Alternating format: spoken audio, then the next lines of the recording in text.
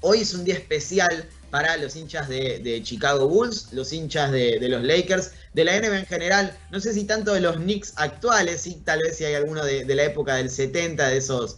años gloriosos de la franquicia, porque cumple 76 años Phil Jackson, el entrenador con más títulos en la historia de la NBA, tiene 11, decías, tiene un libro justamente que se llama así, Eleven Rings, ganó 6 con Chicago Bulls en la década del 90 y luego 5 con Los Ángeles Lakers, primero con el three-peat de Shaq y Kobe y luego con la dupla Kobe y Pau Gasol ya más adelante en el tiempo, en 2009 y 2010, cuando se creía que se había terminado su catarata de éxitos en la liga. Ahí está el libro con todos los anillos. Pero también tiene 2 títulos como jugador.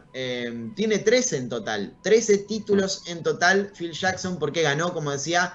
2 con los New York Knicks. Él fue parte de la franquicia de los Knicks en los 70. Y de ahí también saca su gran mentor, como entrenador. Red Holzman, el entrenador de ese equipo, es el hombre que le enseñó todo lo que sabe, o gran parte de lo que sabe, y que lo promovió o lo incitó a ser entrenador de la NBA, más allá de que Jackson siempre tuvo una mentalidad muy de coach. No fue un gran jugador, no tuvo mucho tiempo, no tuvo mucho tiempo como deportista profesional, y tardó muy poco en ser entrenador de la liga, o asistente, mejor dicho, fue escalando obviamente. Pero fue él justamente quien le inculcó muchas de las cosas que sabe y que implementó en las franquicias que bueno, supo mantener como exitosas. Sí, exactamente. Además, también estamos hablando de un entrenador que a lo largo de toda su vida, de todos los años en los que tuvo la posibilidad de entrenar, no solo consiguió 11 anillos como entrenador, sino que también lo hizo llegando a 13 finales. Es decir, en toda su carrera perdió solamente dos finales de la NBA. La primera que fue en 2004, la 2003-2004, la primera que rompe, digamos, eh, Claro. un poco la hegemonía de esos Lakers y que también un poco lo hace tomarse un año sabático entre 2004 y 2005, esa temporada. Él no dirigió en los Lakers y después vuelve al equipo y la primera final que le toca dirigir nuevamente la pierde, en este caso con los Boston Celtics, el último título de los Celtics. Entonces también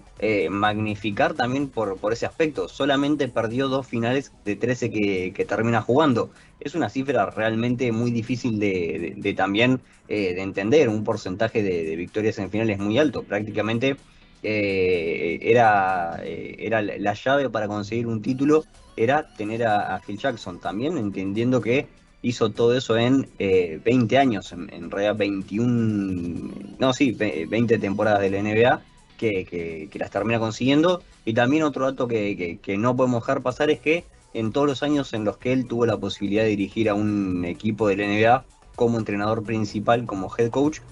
alcanzó no solo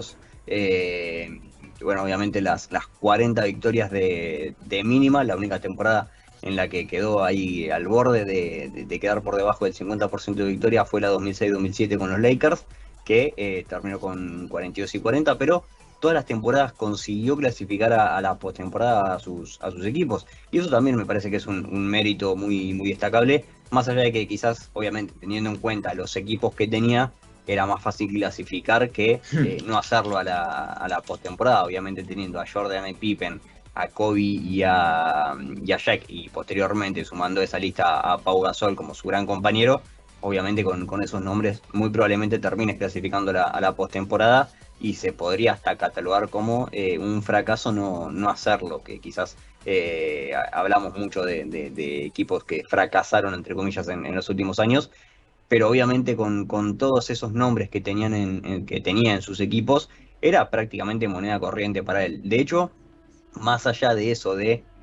haber clasificado a todas las postemporadas, también hay que tener en cuenta que ganó más campeonatos de los que no lo hizo, porque en apenas 9 años él no termina quedándose con el anillo y sí lo hacen en otros 11. Entonces también por ese lado cifras que realmente nos pueden dar a entender la grandeza que representa un entrenador como Phil Jackson. Ese dato es espectacular porque normalmente estamos acostumbrados a decir que en el deporte de alta competencia es más común perder que ganar. Y es verdad, no es que ahora lo estamos maquillando. Normalmente los deportistas pierden más de lo que ganan y se puede ver en cualquier caso, en la mayoría de ellos. Michael Jordan, por ejemplo, 15 temporadas en la liga, ganó 6 títulos, las otras las perdió. Podría decirse, obviamente hay muchos matices y nosotros estamos muy lejos de ser exitistas y creer que solamente se gana cuando hay un título de por medio. Pero Phil Jackson fue campeón en más temporadas que las que no fue campeón, y eso es brutal y habla también de lo dominante que fue como entrenador y lo importante que fue para sus equipos. Bill Russell ha hecho algo similar como jugador, obviamente, ganando títulos prácticamente en todas sus temporadas en la liga, pero es un caso extraordinario, y que haya uno como el de Phil Jackson habla muy bien de él como coach. Pero repasemos un poco su historia. Él es asistente de los New Jersey Nets en 1978 hasta 1981 y luego pasa a un periodo de estudio, de manejo de su desarrollo como profesional, y en 1987 es asistente de los Chicago Bulls, pasa 2 años en la franquicia en ese puesto y retoma en realidad debuta como entrenador en jefe en 1989, en la temporada 1989-1990. Es vital entender eso para entender el dominio de los Bulls o el cambio en la mentalidad de los Bulls en esa década. O sea, él lo agarra al plantel en el inicio de la década del 90, con Michael Jordan ya siendo la estrella de la liga, sin ningún tipo de duda, siendo el mejor jugador individual que tenía la competencia. Había sido MVP, había sido defensor del año, había promediado 37 puntos en una temporada, había hecho todo lo que se podía hacer individualmente en una liga que está plagada de estrellas, pero sin un reconocimiento colectivo en el que no había muchas piezas que rodearan de la mejor forma a Michael Jordan, no había un sistema que lo beneficiara, no había un lineamiento importante para justamente pelear por el título. Habían quedado en las puertas muchas veces ya, principalmente contra los Pistons, y en el 90, ya con Scottie Pippen siendo un jugador importante, siendo un jugador valioso en la liga, pero llegando a ese nivel de All-Star, no todavía consolidado como tal, llegan a las finales de conferencia y pierden contra los Pistons de nuevo. Es decir, la primera temporada de Phil Jackson es como un recordatorio de lo que había pasado previamente, pero fue la última en la que eso sucedió, y a partir de allí, con una serie de implementaciones, con el ascenso de Scottie Pippen, con el cambio de mentalidad de Michael Jordan, también promovido por el propio Phil Jackson, y algo tan importante como el triángulo ofensivo, que no fue algo establecido por Jackson, sino más bien por Tex Winter, que era parte de su staff técnico y el creador en realidad de ese triángulo ofensivo. Los Bulls explotan y en el año siguiente ya directamente ganan el campeonato, lo hacen de manera consecutiva en el 92 y en el 93, solo frenan porque Michael Jordan se retira en esa etapa entre los dos tricampeonatos, pero vuelven a ganar cuando él vuelve, cuando él retorna a la liga, y lo hacen hasta 1998, cuando Phil Jackson deja de ser el entrenador por justamente peleas con Jerry Krause y todo lo que ya sabemos y vimos en The Last Dance. Pero ese equipo con Phil Jackson es una cosa y sin él ha sido otra. Es decir, el antes y el después de la competitividad de Chicago Bulls, de esos Chicago Bulls de Michael Jordan, como equipo, como campeones, como líderes colectivos de una liga como la NBA, no es otro que Phil Jackson. Él es el antes y el después. Es decir, arranca en la década del 90 y sí, obviamente van a decir muchos ya eran competitivos, llegaron a finales de conferencia, etcétera, pero no dieron ese salto que dieron con Phil Jackson como entrenador, y se nota por cómo han transitado esos años después de que él se consolidara como coach principal. Sí, además también entendiendo por otra parte el aspecto histórico que revestía este hito que había alcanzado Phil Jackson de conseguir 3 títulos consecutivos, porque era algo que no había pasado desde los 60 con los Celtics, que obviamente los llevaron a un nivel extremadamente alto con 8 consecutivos, pero después en el medio apenas habían conseguido bicampeonatos algunas franquicias, la gran mayoría, sobre todo entendiendo lo que fue la década del 70, ganando un título únicamente en ese momento y después sin la posibilidad de volver a ganar, y también sabiendo lo que eran los Chicago Bulls, una franquicia que se había originado en los 60, que no tenía muchos pergaminos por delante, pocas clasificaciones a playoff, jamás habían pisado las finales de la NBA, y de repente la posibilidad de ganar 3 títulos consecutivos, empezar a ubicar en el mapa a la ciudad de Chicago, deportivamente hablando, también eso le permite un poco de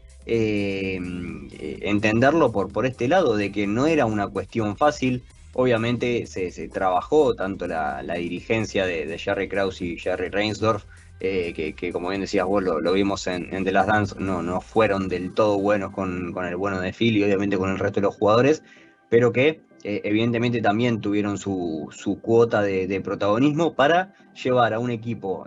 con muy poca tradición, con muy pocos jugadores que uno podría decir estos jugadores históricos que han pasado por equipos y han dejado su huella, más allá de Artie Gilmore o Chet Walker, que eran quizás los referentes hasta ese momento de la época, o por lo menos de la historia de los Chicago Bulls, y de repente se encontraron con un equipo que prácticamente entero puede entrar a el Salón de la Fama. Obviamente Jordan y Pippen ya lo hicieron, y tranquilamente muchos otros también, por el caso de Steve Kerr, por el caso de Dennis Rodman, Tony Kukoc, Bill Cartwright. Obviamente son muchos los jugadores que lo pueden hacer, pero de golpe se encontraron con esa generación de jugadores y tuvieron la posibilidad de juntarla para plasmar con resultados adentro de la cancha algo que hasta ese punto no había sucedido. Y el factor común ahí adentro es obviamente Phil Jackson, que es el que logra unirlos a todos, generar ese funcionamiento en el equipo, y que prácticamente no había manera de frenar al equipo. Y es muy interesante esto que marcás de la unión, porque Leo, por ejemplo, algo que se habla mucho de Phil Jackson y que está revalidado en su apodo, esto de Maestro Zen, es que era más que un entrenador de básquet deportivamente hablando y en cuanto a sistemas, en cuanto a conocimiento del juego. Era alguien que conocía a la perfección cómo manejar grupos, manejar egos, y si hablamos de egos, la NBA está lleno de los mismos, y esos Chicago Bulls, sobre todo los del segundo tripit, estaban llenos de egos. Él fue un experto a la hora de darle su espacio y saber ceder, pero también saber ponerle límites a esos egos. Y creo que ahí está la clave de lo que fue el liderazgo de Phil Jackson y por qué se lo tiene tan en cuenta como uno de los grandes líderes en la historia de la NBA. Seguro, es quien supo sacar lo mejor de sí, de Dennis Rodman, es quien, y no solamente en un proceso, sino también que lo llevó después a los Lakers. Es una persona que pudo manejar y pudo entender qué era lo que tenía que hacer para que cada una de sus fichas den lo mejor de sí para poder lograr algo que no siempre se consigue en la NBA, como son 2 3-peat. Vos fíjate, más allá del ego o el nombre de Michael Jordan, sea algo que nos ha dejado en claro toda la historia, no solo de Last Dance, sino también estos años posteriores largos en donde todo se termina conociendo, lo que fue aquella pelea o aquel enojo de Pippen en la decisión de Phil Jackson de darle un último tiro a Tony Kukoc, de las historias de Dennis Rodman queriendo tomarse 2 o 3 días e irse a Las Vegas, y como que cuando vuelve, bueno, acá no ha pasado nada porque entendemos que lo necesita, él es así y nos va a ayudar a ser campeones de nuevo, y lo terminan consiguiendo. De esas historias está plagado, y el gran artífice de fondo, más allá de que también parte de la aceptación tiene que ser de sus compañeros, que son finalmente los que están dentro de la cancha, es obra y acción también de un tipo como Phil Jackson, con una mente súper abierta, pero muy teniendo todo muy en claro, y sabiendo qué es lo que tenía que hacer para que su equipo finalmente termine consiguiendo lo que consiguió. O sus equipos. ¿Cuántos entrenadores? Sí, claro, sí, porque a eso iba. ¿Cuántos entrenadores han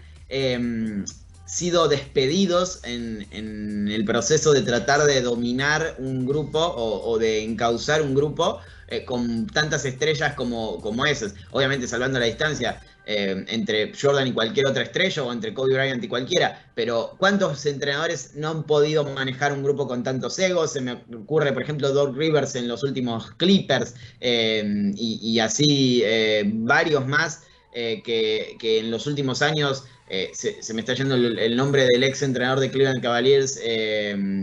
antes de Tyronn Lue, ya lo voy a recuperar, pero varios... David Blatt. David Blatt, claro, exactamente, que ahora está con problemas de salud y ya retirado de su principal profesión, pero fue despedido prácticamente por mala relación con LeBron James y con los líderes de ese equipo. Lo mismo para Rivers, y podemos seguir, hay muchísimos en ese tipo de contexto. Bueno, Phil Jackson tuvo que lidiar con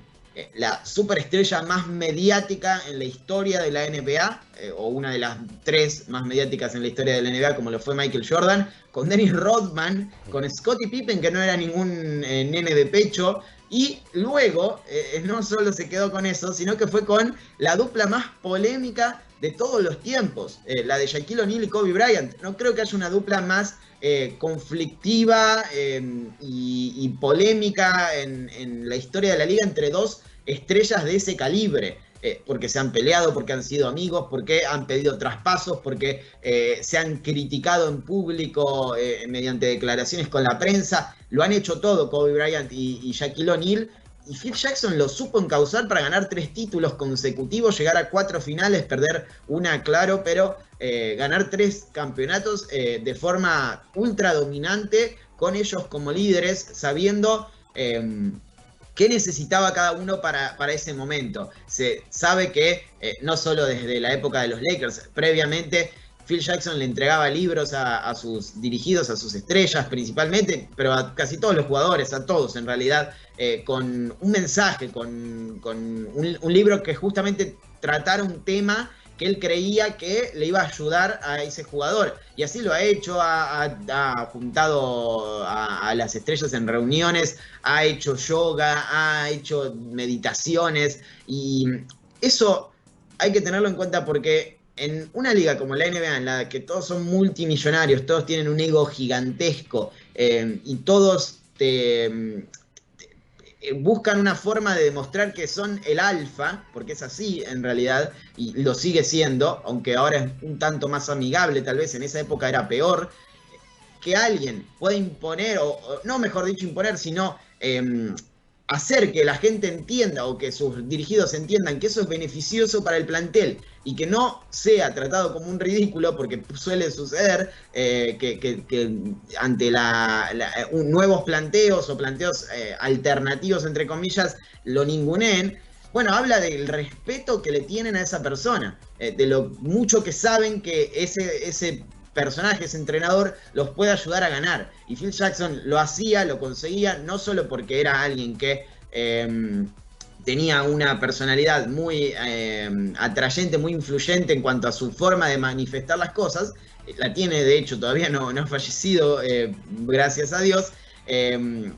sino más bien porque también sabían que era un entrenador que sabía muchísimo de básquet. Entonces, complementar esas dos cosas y lograrlo en un contexto de super equipos es muy difícil para todos, no solo para los entrenadores comunes, para los grandes entrenadores también, porque el propio Doc Rivers ha sido capaz de manejar egos en los Boston Celtics de 2008, pero no pudo en estos Clippers, y eso habla de que no solo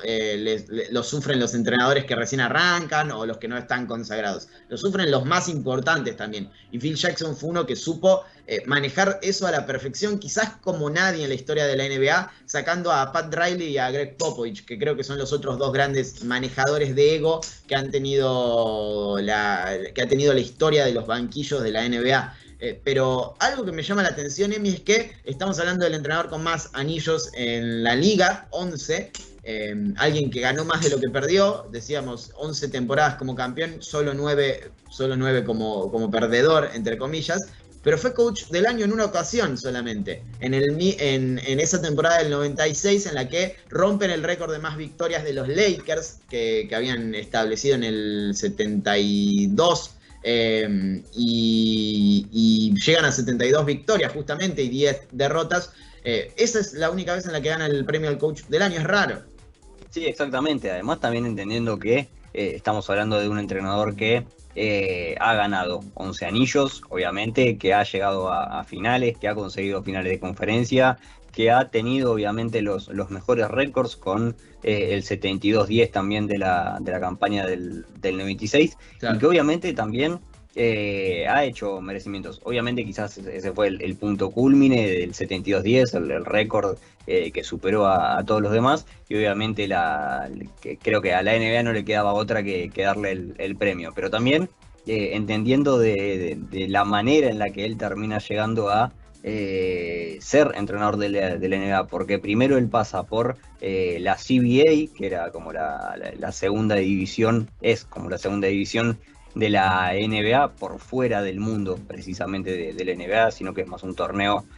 aparte, que se tuvo que ir a dirigir también a Puerto Rico a Piratas. En los 80, claro, Piratas de Quebradillas, era uno de los equipos que había dirigido ahí en Puerto Rico, y también lo que le costó regresar, porque no era visto con buenos ojos por su manera de ser. Es obviamente hasta el día de hoy un gran militante por el uso y la legalización de la marihuana, algo que fue siempre polémico en la NBA. Vos hiciste hace un par de años un video al respecto, que explica también bien qué es lo que pasa entre la NBA y una de las sustancias más consumidas en el mundo, y que obviamente también eso le cerró algunas puertas en su momento, y por eso es que termina yendo a dirigirse primero a la CBA, siendo campeón de la CBA también, que es un dato no menor, es un entrenador campeón en las dos ligas más importantes de Estados Unidos, y que obviamente también termina yendo a Puerto Rico, pero le costó. Finalmente Chicago le abre las puertas. Quizás ahí un poco también el enojo de Jerry Krause, de decir, yo te abrí las puertas del NBA y claro, te volviste el mejor entrenador de la historia, y no se me reconoce a mí como el general manager que te dio que te abrió el lugar y te dio la oportunidad de ser quien sos. Obviamente un conflicto que se debió haber resuelto entre ellos, y que no tenemos por qué estar metiéndonos nosotros, pero también un poco la opinión pública nos lleva a meternos, y no nos vamos a mostrar que estamos de un lado o del otro, más allá de que tengamos nuestras ciertas preferencias. Pero obviamente también esto se puede entender de que no haya tenido más premios de entrenador del año por esta cuestión de su forma de ser con los jugadores. Obviamente lo explicabas recién vos, un conocedor y un experto en el juego, pero también por el lado de los hombres de traje, un poco visto de reojo por su forma de ser, por sus ideologías, por todo lo que tuvo que hacer para llegar a ser el head coach de un equipo del NBA, y también quizás hasta hayan utilizado esa maniobra de no reconocerlo hasta quizás uno de los momentos más importantes, o el momento culmine de su carrera, o el pico de su carrera, que ahí sí estaban prácticamente obligados a darle el premio al entrenador del año, pero siempre si podían se iban a decantar por otro entrenador, porque también seguramente esa era una manera de hacerle notar que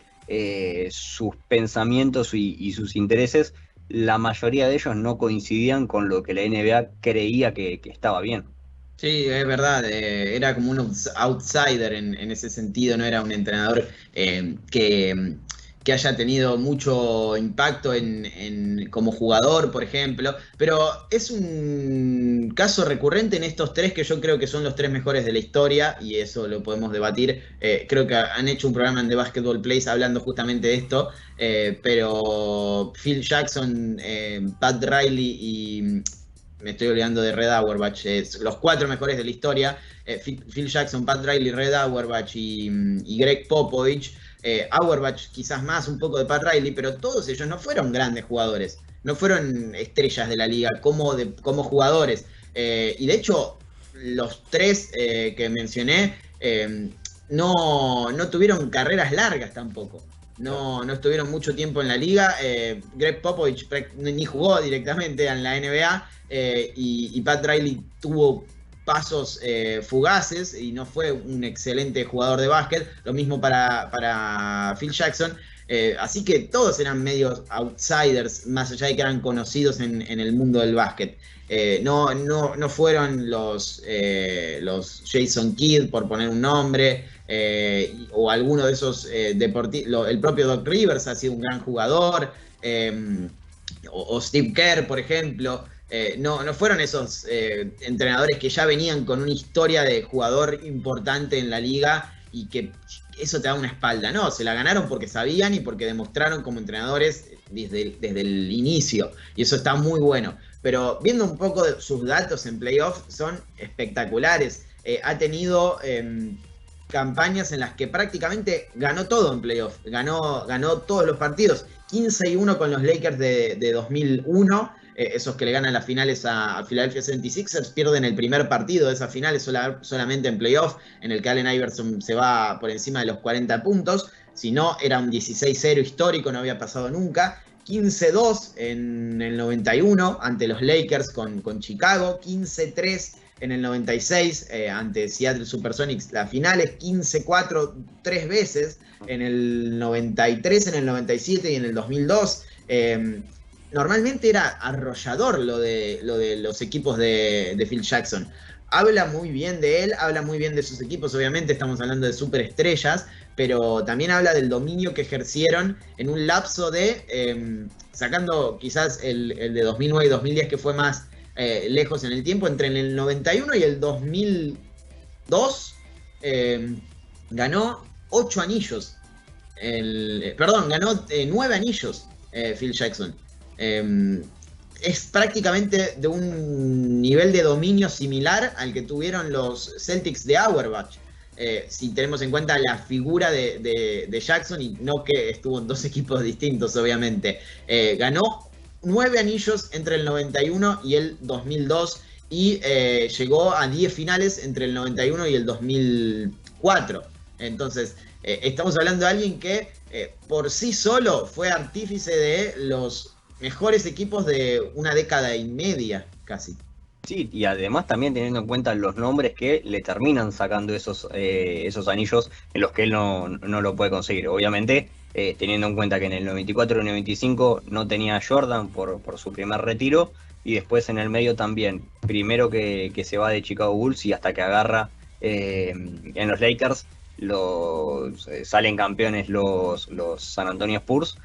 Obviamente entendiendo que el entrenador que se queda o los entrenadores que se quedan con esos anillos, uno que ya nombraste, como lo es Greg Popovich, y el otro es Rudy Tomjanovich, un entrenador que hace muy poco tiempo entró al Salón de la Fama. Entonces tampoco es que se dio la corona tan fácilmente, sino que en el medio también aparecieron muy buenos equipos, obviamente esos Rockets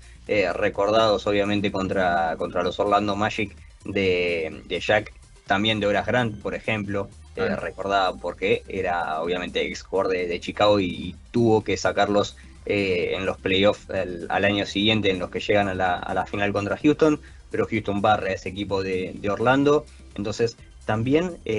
sabiendo que dejó en buenas manos el título de entrenador campeón de la NBA, porque obviamente no cualquier entrenador tampoco puede salir campeón de la liga, pero sí que han habido apellidos ilustres en el medio, y en esa década del 90 precisamente es donde terminan apareciendo estos dos entrenadores. Obviamente Tomjanovich ya venía de varios años dirigiendo por el lado de Pop, más allá de que había sido general manager de los Spurs. Después le dice el entrenador que estaba correcto, que tengo que entrenar yo también, por cómo es la manera de ser de Pop, y hasta el día de hoy sigue entrenando al equipo de los Spurs, pero evidentemente no iba a ser sencillo sacarlo de ese lugar de privilegio a un entrenador como Phil Jackson, que por si no quedó claro, ganó 9 anillos en una década. Es una cifra realmente muy difícil de alcanzar, vista solamente una vez, por ejemplo, con Red Auerbach, y en un futuro probablemente suceda, porque no sabemos qué es lo que va a pasar mañana, mucho menos vamos a saber qué es lo que va a pasar durante 9 años en la NBA. Probablemente termine sucediendo algo de dimensiones similares y muy probablemente a ese nuevo entrenador quizás lo estemos viendo en este momento en algún equipo o quizás no haya debutado como entrenador todavía. Lo vamos a comparar con Phil Jackson, pero también en ese momento nos vamos a dar cuenta de la magnitud que tiene lo que hizo. Primero Red Auerbach con los Celtics, también vale mencionarlo, y después Phil Jackson con Chicago y con los Lakers. Creo que los únicos que tuvieron alguna chance de estar ahí cerca fueron Spoelstra y Steve Kerr, justamente dos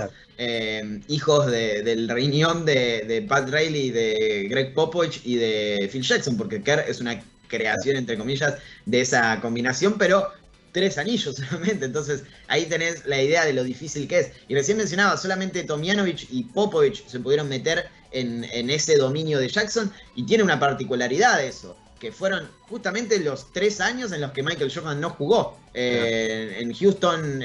cuando Houston gana el doblete, el back-to-back, Michael Jordan en la segunda coronación ya había vuelto, pero no estaba en forma física, estaba entrenado para... Claro, estaba entrenado para jugar al béisbol, no al básquet, cuando ganan ese título, y en la primera ni estuvo, y en el 99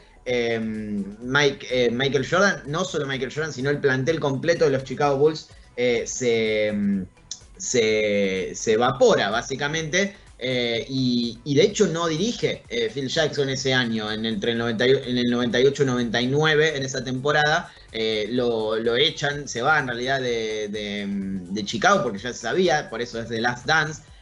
Y luego vuelve a la NBA en el 99-2000 con los Lakers. Así que prácticamente es como decir... me ganaron, pero porque pasaron estas cosas, o ganaron el título porque yo no estaba, o porque no estaba Michael Jordan. Y eso habla de lo dominante que ha sido. Y por eso, ya para cerrar, quiero preguntarle, arranco por Leo, ¿dónde lo posicionás a Phil Jackson? Esto es totalmente arbitrario e injusto con el resto, pero ¿dónde lo posicionás en la historia de los entrenadores de la liga? O, si querés, en la historia de la NBA. Lo tengo que poner, es más, sí, tengo que ser coherente conmigo mismo, lo que dije en aquel programa de Basketball Plays que citaste y que ojalá en algún momento vuelva, no ese tópico, sino el programa. Si tengo que ser coherente conmigo mismo, lo tengo que poner a la misma altura que Red Auerbach, porque además incluso el disparador del programa, me acuerdo cuando lo planteamos con Borso y con Fede Toral, fue, bueno, ¿quién es el mejor entrenador de la historia de la NBA y por qué Phil Jackson? Ese fue el chiste que hicimos, y a partir de ahí empezamos a construir, por una cuestión de sangre verde, para mí, y porque me gusta mucho valorar la historia misma de la NBA, porque por algo cada uno es quien es, y por algo cada franquicia es lo que es, creo que lo que hizo Auerbach como entrenador, pero además también con ese lado dirigencial después, por más que acá la pregunta es puntualmente quién fue el mejor entrenador, no estamos hablando de quién fue el mejor secador de piso de la historia de la NBA, estamos hablando del mejor entrenador, pero me parece que es insoslayable toda la carrera de Auerbach como gestor también, y creo que mucho de eso también es parte de la historia de Phil Jackson, de aconsejar, de estarle encima y poder meter bocados a la hora de armar un equipo, de me gusta, no me gusta, y un montón de cosas. Entonces yo los pongo a los dos por encima de todo el resto, y que me disculpe Pat Riley, que me disculpe Greg Popovich, que creo que están en ese póker, en ese Olimpo de entrenadores. Por suerte 3 de ellos 4 todavía los tenemos entre nosotros, pero yo los pongo a ellos dos por encima, y después de 1 o 2 escalones, ahí que cada uno diga lo que quiera, vienen Popovich y Pat Riley, pero para mí están un paso por encima. Sí, quizás Riley y Auerbach y Popovich fueron mejores administrativos que Phil Jackson, o mejores en ese rol de presidentes o de general managers, porque todos ocuparon esa función. Y Phil Jackson quizás es el gran debe que ha tenido en su carrera, sobre todo en su etapa en los Knicks en estos últimos años. Pero como entrenador yo coincido, me parece que Phil Jackson ha sido el más importante en la historia de la NBA, porque también fue el gestor de los 2 mejores equipos de los últimos, o 2 de los mejores equipos de la historia y de los últimos no sé, 30 años, entonces 40 años seguramente, desde la época del Showtime quizás, o podemos irnos hasta esos Celtics. Pero siempre es necesario validar lo que ha hecho Auerbach, porque ganar 9 anillos, ganar 8 consecutivos y ser un adelantado a tu época, como lo fue el coach de la franquicia de Massachusetts, no es para cualquiera y tiene que tener un pedestal, tiene que estar en un pedestal